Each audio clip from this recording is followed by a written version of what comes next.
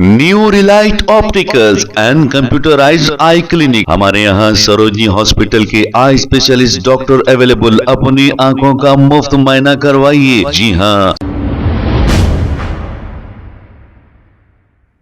अस्सलाम वालेकुम नाजरीन, 7H न्यूज सच को रखे आपके आगे। उस्मानिया यूनिवर्सिटी की रोड पर एक ऑटो से अचानक धुआं निकलना शुरू हो गया और इतना तेजी से धुआं निकलना शुरू हुआ कि लोग यहाँ से जो लोग जा रहे थे वो सारे लोग रुक गए और इस ऑटो को देखने लगे। आइए देखते हैं ये रिपोर्ट।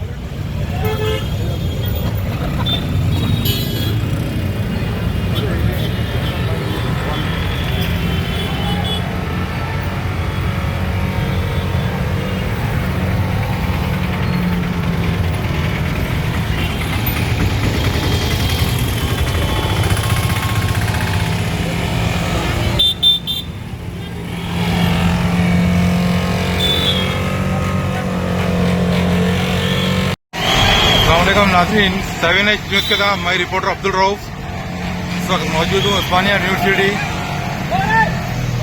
की रोड पे। देख सकते हैं आप, एक दूध की गाड़ी है डीजल की के गाड़ी जैसे पूरी पोल्यूशन, गाड़ी ऑटोमेटिक रेस हो रही, धुआं इतना जा रहा है कि देख सकते हैं आप।